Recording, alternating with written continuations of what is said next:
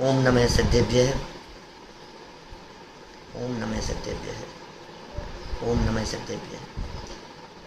दिन रात आत्मा का चिंतन, मृदु संभाषण में वही कथन, निर्वस्त्र दिगंबर काया से भी प्रकट हो रहा अंतर मन। कैसे होते हैं हमारे महामुनिराज, कैसे होते हैं दिगंबर संत, कैसे होते हैं हमारे गुरु। अरे जैसे वो वीतरागी गुरु थे, वीतरागी गुरु हुआ करते हैं, दिगंबर संत हुआ करते हैं, हमारे गुरुदेव श्री भी दिन रात आत्मा का चिंतन करने वाले, आत्मा की ही धुन जिनके दिलो दिमाग में सवार रहती थी, ऐसे थे हमारे गुरुदेव। यद्यपि वे सवस्त्र थे लेकिन निर्वस्त्र दिगंबर संतों जैसा काम कर गए हमारे लिए। वे दिगंबर अवस्था में नहीं आए, दिगंबर अवस्था को अंत समय तक धारण नहीं कर पाए, ये अलग मैटर है। लेकिन कपड़े रहते हुए भी कपड़ों से भिन्न और देह से भिन्न आत्म तत्व का अनुभव करके उन्होंने जन जन को अनुभूति का मार्ग दिखा दिया।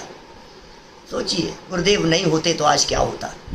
आज की इस गोष्ठी में मेरा विषय है, गुरुदेव ना होते तो आज क्या होता।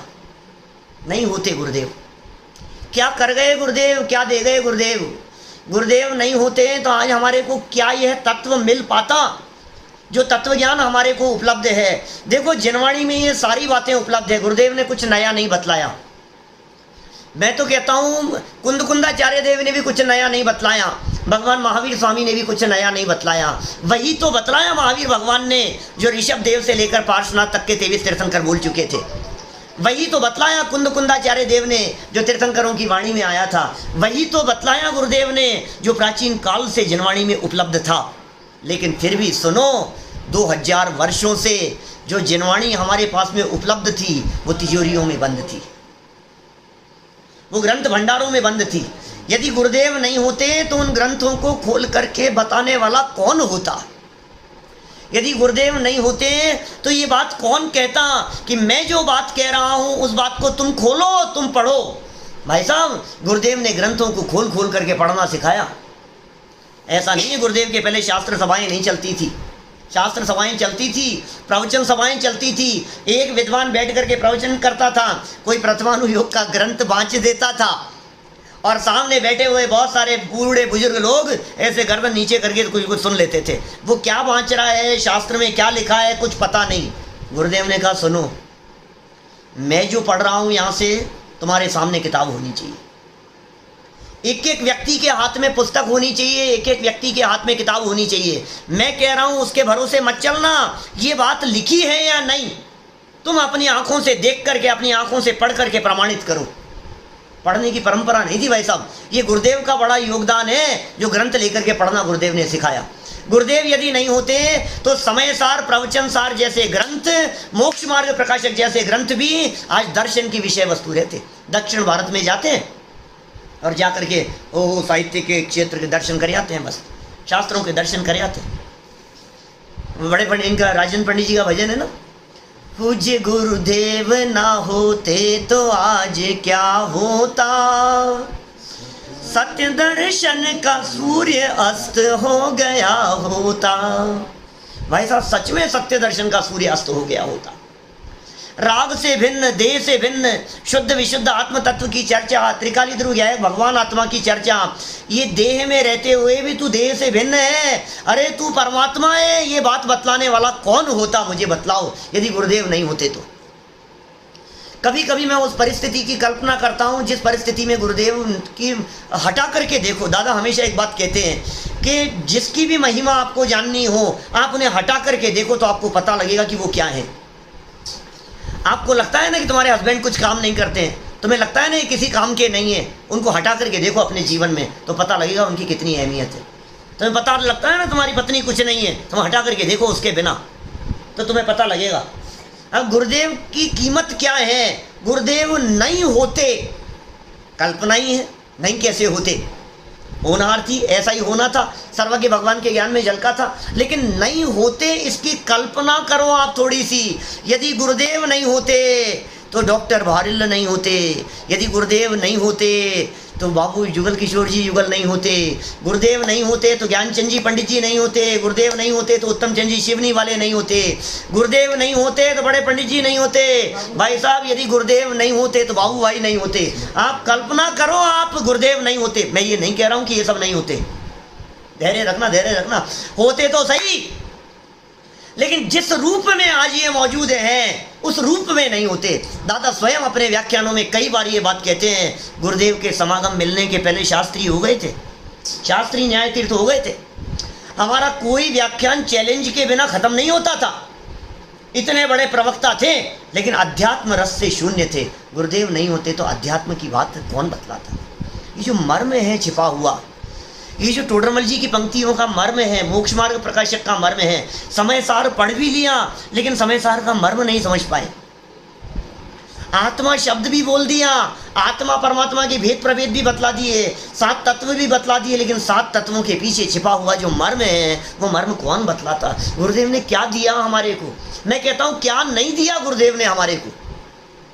निश्चय व्यवहार गुरुदेव ने समझाया, निमित्त उपादान गुरुदेव ने समझाया, 4 अभाव गुरुदेव ने समझाए, 5 भाव गुरुदेव ने समझाए, 6 सामान्य गुण गुरुदेव ने समझाए, द्रव्य गुण पर्याय का स्वरूप गुरुदेव ने समझाया, वस्तु स्वरूप गुरुदेव ने समझाया।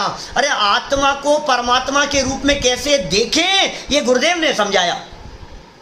कभी कभी तो मैं इस लेवल तक जाकर के बात करता हूं कि आज गुरुदेव की परंपरा के कोई भी विद्वान क्यों नहीं दिखाई देवे, चारों तरफ जितने विद्वान दिखाई देते हैं, जब भी आत्मा शब्द का प्रयोग करते हैं ना, ऑटोमेटिक उनकी भाषा में निकलता है भगवान आत्मा, भगवान आत्मा, भगवान आत्मा। कहां से आ गया है भगवान आत्मा।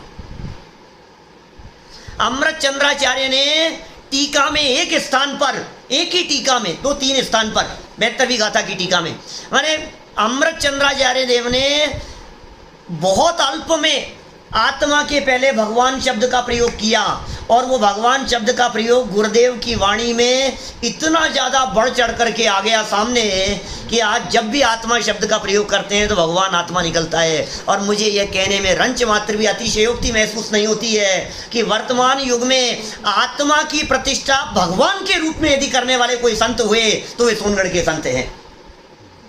आत्मा को भगवान के रूप में उन्होंने प्रतिष्ठित किया। अरे तू भगवान है, तू परमात्मा है, तू अपने आप को देख, तू है कौन, तेरा क्या स्वरूप है। भगवान से कम समझना यह अपराध है तेरा। ये कहते हैं ना, हमने किसी व्यक्ति को परमात्मा से कम देखा हो तो ये हमारी भूल है, हम क्षमा चाहते हैं उसके लिए। हमें कोई जीव परमात्मा से कम नहीं दिखाई देते। क्या किया गुरुदेव ने। ये जो शिविर लगते हैं ना, ये शिविर लगना गुरुदेव की देन है। किसी भी परंपरा में लगते हो, शिविर नहीं होते भाई साहब। शिविर शब्द होता क्या है ये गुरुदेव की देन है। नहीं होते तो आप शिविरों की कल्पना नहीं कर सकते थे। बोलो, विद्यालय नहीं हो सकते थे। ये टोडरमल महाविद्यालय ये गुरुदेव की देन है, गुरुदेव की देन है भाई साहब। टोडरमल महाविद्यालय, टोडरमल दिगंबर जैन सिद्धांत महाविद्यालय, ये गुरुदेव की प्रेरणा से, गुरुदेव के निर्देशन में, गुरुदेव के शुभ आशीर्वाद से ये टोडरमल दिगंबर जैन सिद्धांत महाविद्यालय की स्थापना हुई, बना टोडरमल स्मारक। टोडरमल स्मारक बना तो उसके उद्घाटन के प्रसंग पर आए गुरुदेव, वहाँ जयपुर पधारे थे। और सोचो आप, अब मैं ये कह रहा हूँ, इस बात को यदि थोड़ा सा और आगे बढ़ा करके देखो तो टोडरमल स्मारक नहीं होता तो बोलो आप। आज जो 14-14, 15-15 विद्यालय हो गए हैं, चाहे कोटा का विद्यालय हो, चाहे बांसवाड़ा का विद्यालय हो, चाहे उदयपुर का विद्यालय हो, तो शास्त्री विद्यालय हैं। आप सोचो जरा, और जो विद्यालय खुल गए हैं छोटे छोटे से, चाहे वो नागपुर का विद्यालय हो, चाहे द्रोणगिरी का हो, चाहे खनियाधाना का हो, चाहे सोनागिर का हो, चाहे चैतन्य धाम का हो, माने ये जो छोटे छोटे से और जो विद्यालय खुल गए हैं, इन सब में टोडरमल स्मारक का कितना बड़ा योगदान। और टोडरमल विद्यालय खुलने में दादा का बहुत बड़ा रोल और आशीर्वाद किसका, कि गुरुदेव का। गुरुदेव नहीं होते तो दादा जैसे विद्वानों को, ऐसे बड़े बड़े जितने जो विद्वान दिखाई देते हैं, इन विद्वानों को ये अध्यात्म की दृष्टि नहीं मिलती। गुरुदेव ने देखने की दृष्टि सिखाई है, गुरुदेव ने देखने का नजरिया दिया है। गुरुदेव ने हमें क्या सिखाया है, हम क्या बतलाएं आपको। देखो तो कैसे देखो, पर्याय दृष्टि से मत देखो, ये गुरुदेव की देन है। शास्त्रों को कैसे पढ़ो, ये गुरुदेव की देन है। पढ़ना ही नहीं आता, पढ़ना नहीं आता मतलब स्कूल में जा करके पढ़े थे तो पढ़ना तो आ गया था, क्या दम है उसमें। पढ़ना लिखना तो सीख गए, का खा गए, जिसे पढ़ना आता हो वो पढ़ तो लेगा। लेकिन गुरुदेव कहते हैं मर्मी होए मरम सो जाने। क्या मर्म यहाँ शास्त्र में नहीं है, मर्म तो ज्ञानी के ज्ञान में है भाई साहब। तो ज्ञानी के ज्ञान में मर्म हुआ करता है। और भाई गुरुदेव तो सच में जिस तत्व का अनुभव करते थे वही तत्व की चर्चा उनकी वाणी के माध्यम से निकलती थी। सुनी सुनाई बातें नहीं करते थे। उनकी वाणी में जो धारा प्रवाहपन था वो कुछ अलौकिक था, वो कुछ अद्भुत था। वे जब बोलते थे तो ऐसे लगता था जैसे सच में अंदर से निकल रही है उनकी वाणी। उनकी बात मानो उनके एक एक शब्द, उनके वाक्य आत्मा को स्पर्श करके निकल रहे हैं। कैसा गुरुदेव की वाणी हुआ करती थी, प्रभावित नहीं होते थे। आज तो हम क्या हैं, 3 आदमी बैठे हों तो भाषा अलग तरह की निकलती है, 30 बैठे हों तो अलग तरह की निकलती है, भरी सभा में बोल रहे हो तो अलग तरह से बोलते हैं। सुनने वाले जिस तरह से हो उस तरह की हमारी बात निकलती है। बोलो जबान से, सोचो जरा। जैसा सामने माहौल दिखाई देता है, मंद बुद्धि लोग हों तो अलग प्रकार से कहते हैं, नए नए लोग हों तो अलग प्रकार से कहते हैं, गहरे अभ्यासी हो तो अलग प्रकार से कहते हैं। अरे गुरुदेव ने कहा कि सुन, त्रिकाली ध्रुव गायक भगवान आत्मा से नीचे बात करनी नहीं। सामने चाहे गांव के किसान बैठे हुए हों, चाहे बड़े बड़े विद्वान बैठे हुए हों, बात करनी तो गायक भगवान आत्मा की बात करनी। बोलो, श्रोताओं से अप्रभावित। गांव में जाकर के बात करेंगे तो भी उस धुन के अंदर बोलेंगे। अभी हम लोग वहाँ दक्षिण भारत यात्रा के लिए गए थे, फेडरेशन की यात्रा निकली थी पिछले साल। तो वहाँ जाकर के उन्होंने व्याख्यान किया तमिल में, तमिल भाषियों के बीच में। एक व्यक्ति तमिल समझने वाला, सारे लोग तमिल समझते हैं, गुरुदेव तमिल में बोल नहीं सकते, हिंदी समझने वाला कोई नहीं है, और गुरुदेव हिंदी में व्याख्यान कर रहे हैं और वही धुन सवार है, बस उसी धुन में। हूँ परमात्मा छू हेम नक्की कर, हूँ परमात्मा छू हेम नक्की कर। क्या जेल में जाकर के व्याख्यान करते हैं तो उन लोगों को भी वही भगवान आत्मा समझा रहे हैं, तुम भगवान आत्मा हो, तुम अपराधी नहीं हो, तुम पापी नहीं हो। मुझे समझ में नहीं आता है गुरुदेव क्या व्यक्तित्व थे। भाई साहब, ये साधारण बात नहीं है। गुरुदेव ने जिस परंपरा में जन्म लिया था उस परंपरा में ये बातें नहीं थी। उस परंपरा में समय सार नहीं था कुंदकुंदाचार्य देव का। उस परंपरा में टोडरमल जी का मोक्ष मार्ग प्रकाशक ग्रंथ नहीं था। ये तो कोई पूर्व के संस्कार थे उनके, जो वे लेकर के आए थे। कोई पूर्व के संस्कार लेकर के आए थे। उसके बिना नहीं होता है, उसके बिना नहीं होता है। भाई साहब, क्या दे गए वे गुरुदेव हमारे को। वे अपनी वाणी से भी दे गए, वे अपने जीवन से भी दे गए। निश्चय और व्यवहार का जैसा सुमेल गुरुदेव के जीवन में दिखाई देता है, आज बड़े बड़े महात्मा त्यागियों के जीवन में उस तरह का सुमेल देखना दुर्लभ दिखाई देता है जैसा सुमेल गुरुदेव के जीवन में था। अंदर से देखने की दृष्टि दे गए और बाहर में जीवन जीने की कला सिखा गए। गुरुदेव नहीं होते तो आज क्या होता, क्या होता, क्या हम कुछ नहीं होते, कुछ नहीं होते। गुरुदेव के बिना हम क्या होते। न शास्त्र पढ़ पाते, न समझ पाते, न आत्मा परमात्मा की बात समझ पाते, न भेद विज्ञान की चर्चाएं समझ पाते। अरे सम्यक दर्शन की चर्चाएं वर्तमान युग में करने वाला कोई दूसरा नहीं होता, क्या दुर्लभ होता। बोलो, सम्यक दर्शन की चर्चाएं करने वाले कौन होते। यदि गुरुदेव नहीं होते तो हमें ये दृष्टि नहीं मिलती। लोग कहते हैं आपको क्यों महिमा आती है गुरुदेव की, इतनी महिमा क्यों आती है, आपने गुरुदेव को देखा है क्या। ये तो नहीं, गुरुदेव को देखा नहीं हमने। आपने गुरुदेव को नहीं देखा तो मैं आपसे ये पूछ रहा हूँ, फिर आपको गुरुदेव की महिमा क्यों आती है। जब आपने गुरुदेव को लाइव सुना नहीं तो आपको महिमा क्यों आती है। क्योंकि गुरुदेव के प्रवचन जो वर्तमान में अनंत भाई सेठ आदि के माध्यम से जो प्रचारित प्रसारित किए गए, जो वर्ड टू वर्ड सामने आ गए हैं, इनको सुनकर के गुरुदेव की महिमा आती है। इसलिए नहीं आती कि उन्होंने बतलाया, इसलिए महिमा आती है कि गुरुदेव ने अपनी बात नहीं कही, गुरुदेव ने मेरी बात बतलाई, गुरुदेव ने मेरे गीत गाए। 45 वर्षों तक गुरुदेव सभा में बैठ करके क्या व्याख्यान करते रहे। 45 वर्षों तक गुरुदेव ने किसी और की चर्चा नहीं की, उन्होंने मेरी चर्चा की है कि संजीव तुम आत्मा नहीं, तुम परमात्मा हो, तुम जीव नहीं, तुम भगवान हो। जो मेरी महिमा गाए, जो मेरी महिमा का बखान करे, मुझे उनकी महिमा कैसे नहीं आए। बोलो, इस वर्तमान काल को, इस पंचम काल को चौथा काल बना दिया भाई साहब गुरुदेव ने। यदि गुरुदेव नहीं होते तो ये पंचम काल वैसा काल होता जिसके बारे में विभीषण ने ये बात कही कि चौथे काल के अंदर जन्म लेना महापापियों का काम है। पंचम काल में जन्म लेना, सॉरी, ये पंचम काल में जन्म ले मैं, यदि मेरे मन में खोट हो तो। विभीषण ऐसा कह रहे हैं रामचंद्र जी से बात करते समय, माने ये पंचम काल कितना खोटा काल है और हम बहुत भाग्यशाली अनुभव करते हैं। कभी कभी सोचते हैं कि यदि हम आज के 125 साल पहले जन्म ले लिए होते तो कुछ नहीं मिलता, और कभी कभी ऐसा लगता है कि आज के 100, 200, 500 साल बाद में जन्म लेते तो भी पता नहीं क्या मिलता। हम इतने भाग्यशाली हैं कि हम गुरुदेव के काल में हमारा जन्म हुआ। हम इतने भाग्यशाली हैं, पहले वालों को भी नहीं मिला। और आगे वालों को भी पता नहीं क्या मिलेगा, लेकिन हमें जो ये गुरुदेव ने बात बतला दी है, ये प्योर माल मिल गया है। ये आगमों को में से उन्होंने परमागम निकाल दिया है, ये अध्यात्म की चर्चाएं निकाल करके हमारे सामने प्रस्तुत किया है। सच में गुरुदेव का अनंत अनंत अनंत अनंत उपकार है। ये जगत के जीव जो गुरुदेव को नहीं समझते हैं, वो कितनी तरह की भ्रांतियाँ समझते हैं। एक बार गुरुदेव के जीवन चरित्र को सुमत प्रकाश जी साहब ने जो 40-45 जो प्रवचन हैं उनके गुरुदेव का जीवन चरित्र जो उन्होंने पूरा कहा है, आप उसे सुनो।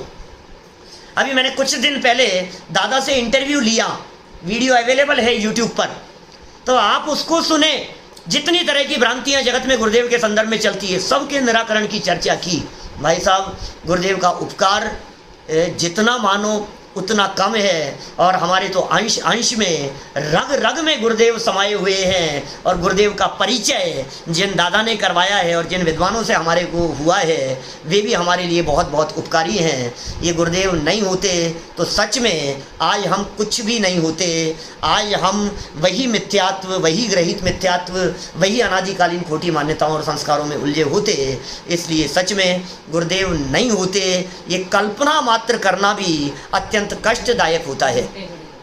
रोंगटे खड़े कर देने वाली ये दृश्य दिखाई देते हैं। गुरुदेव नहीं होते तो क्या होता, क्या हालत दिखाई देती। इसलिए गुरुदेव के प्रति बहुत बहुत उपकार स्मरण करते हुए मैं अपनी बात को यहीं विराम देता हूँ। और भी वक्ता हैं, औरों को भी हमारे को सुनना है और समय भी सीमित है, इसलिए गुरुदेव को बहुत बहुत हृदय से वंदन करते हुए अपनी बात को यहीं विराम देता हूँ। जय जिनेंद्र।